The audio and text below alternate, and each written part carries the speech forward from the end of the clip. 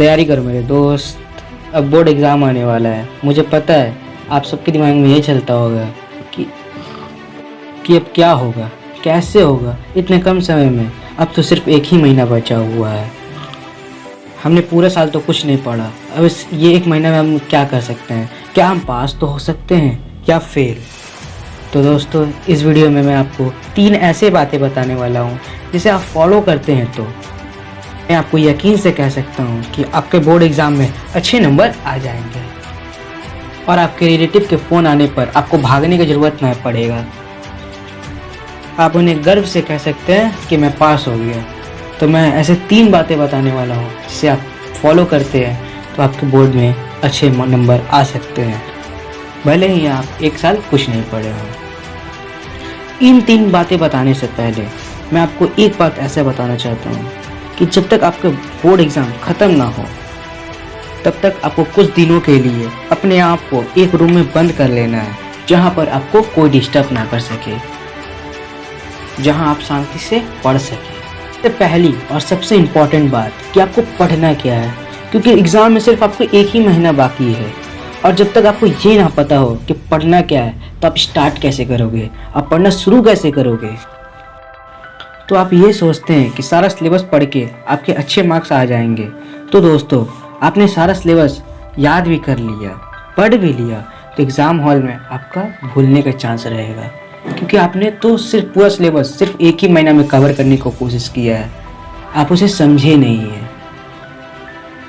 कि exam hall में आपके हाथ रुक जाएंगे, समझ में नहीं आएगा क्या करें, और डिप्रेशन के कारण सारा पेपर आपके ख़राब हो जाएगा। इसलिए आपको इस 1 महीने में पिछले 5 साल के क्वेश्चन जो एग्ज़ाम में आ चुके हैं सिर्फ उसे ही पढ़ना है, और पढ़ना ही नहीं, उसे समझना भी है और याद भी करना है,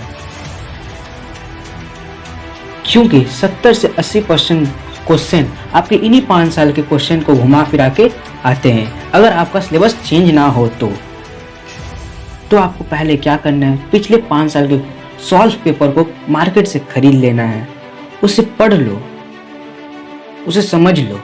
के बाद आपको लगता है कि मैं और कुछ भी याद कर सकता हूँ, तो आप उन क्वेश्चन को उठाओ जिसे आपके ट्यूशन टीचर या स्कूल टीचर ने आपके लिए बताया हो कि इस साल बोर्ड एग्ज़ाम में आ जाएगा। अब तो आपको पता चल गया कि पढ़ना क्या है।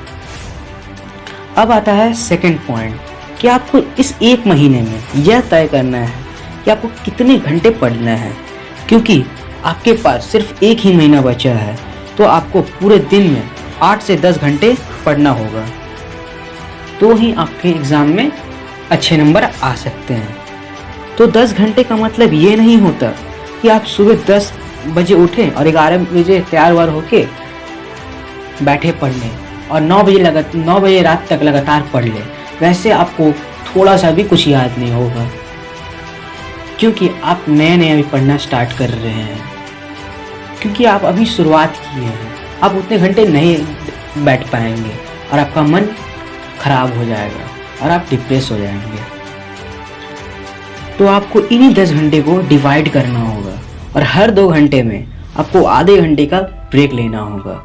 ऐसे करने से आपका जो आपने पढ़ा वो आपको अच्छे से याद हो जाएगा और आपके दिमाग थकेगा भी नहीं, और याद करने का क्षमता हो जाएगा और आप और अच्छे से याद रख पाएंगे। अब आता है तीसरा पॉइंट। हमने ये तो तय कर लिया कि हमें पढ़ना क्या है और हमें कितने घंटे पढ़ना है, लेकिन हमने यह तय नहीं किया हमें किस किस टाइम में पढ़ना है।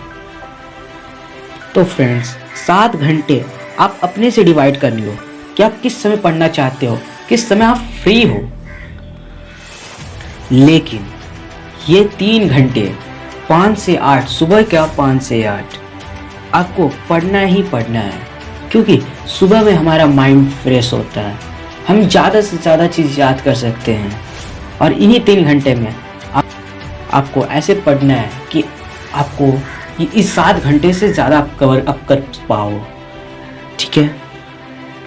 और हाँ, रात को आप 10 बजे तक आप सोने का कोशिश करो, क्योंकि आपके 10 से 5 बजे तक 7 घंटे का नींद आपके लिए ज़रूरी है, क्योंकि आपका नींद पूरा होगा तभी आपको ज़्यादा से ज़्यादा और अच्छे से अच्छे क्वेश्चन याद रहेंगे और आपको पढ़ाई करने का मन भी करेगा।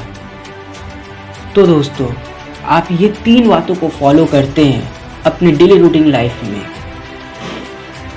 भले ही 1 महीना क्यों नहीं बचा हो एग्ज़ाम के, आपके अच्छे मार्क्स आने ही तय हैं। जैसे जैसे मैंने आपको बताया, आप उसे फॉलो करें, एक दिन करके देखें, आपको खुद ही फ़र्क समझ में आएगा। तो दोस्तों, आपको ये वीडियो कैसा लगा आप हमें कमेंट करके जरूर बताएं। चैनल पर नए हैं तो चैनल को जरूर सब्सक्राइब करें। और हाँ जी फ्रेंड्स, आप अपने दोस्तों को भी शेयर करें वीडियो, कि जिस तरह आपको ये मोटिवेशन अच्छा लगा उन्हें भी अच्छा लगे और यही रूल को वो भी फॉलो करें और उनके बोर्ड में एग्ज़ाम में अच्छे मार्क्स आए। क्योंकि फ्रेंड्स, बोर्ड ही एग्ज़ाम ऐसा होता है जिस समय हर एक रिलेटिव का कॉल आता है और उस समय हमारा अच्छा मार्क्स ना आए तो हम बात करने लायक नहीं रहते हैं, हमें समझ ना आता है कि हम करें क्या, हम कैसे उन्हें अपना फेस दिखाएं। तो मुझे यकीन है कि तुम कर सकते हो, और क्यों नहीं कर सकते हो। Nothing impossible, everything is possible. तो फ्रेंड्स, मिलते हैं अगले वीडियो में, तब तक के लिए नमस्कार।